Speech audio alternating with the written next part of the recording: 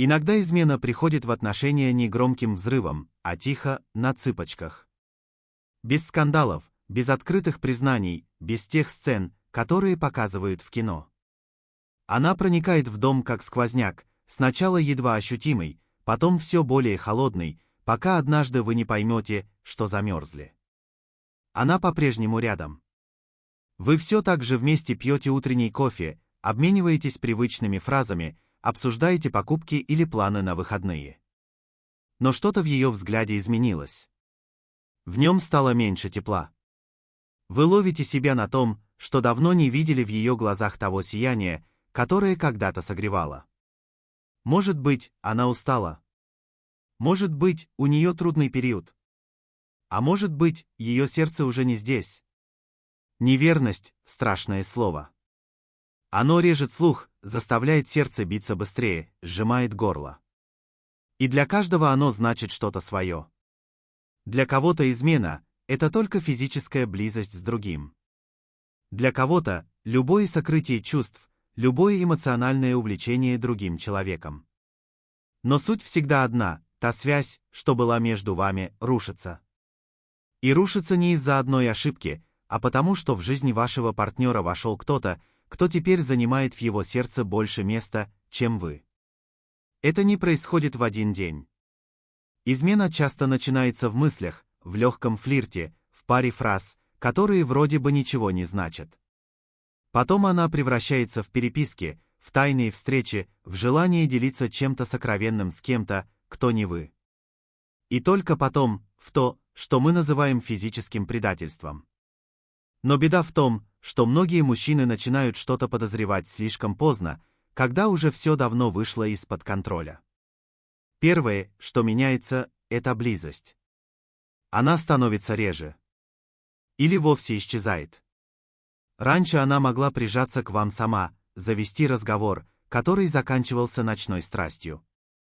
А теперь усталость, головная боль, не в настроении.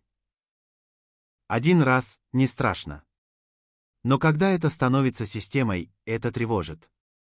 И вы чувствуете это не только телом, где-то глубоко внутри появляется ощущение, что она больше не принадлежит вам.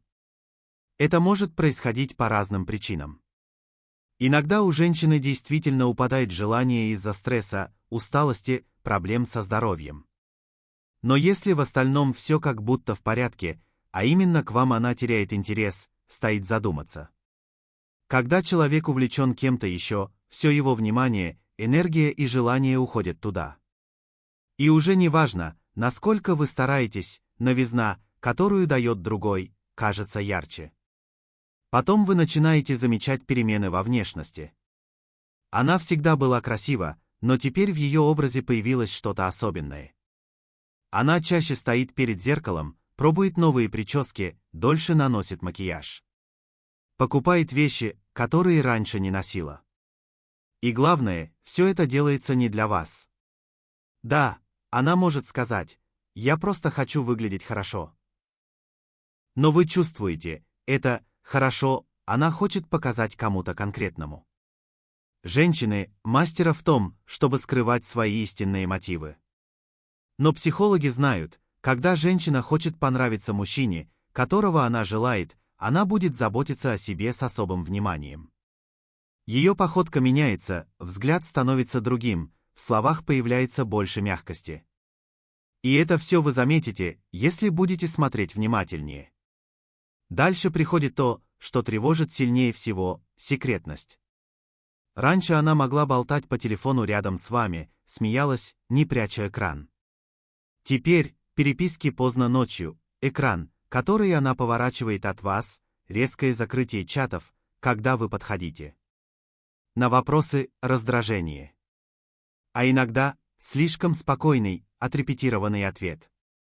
И в такие моменты вы понимаете, она что-то скрывает. Эмоциональная измена часто начинается именно так. С переписок, где много шуток, флирта, намеков. С разговоров, которые она не хочет вам показывать.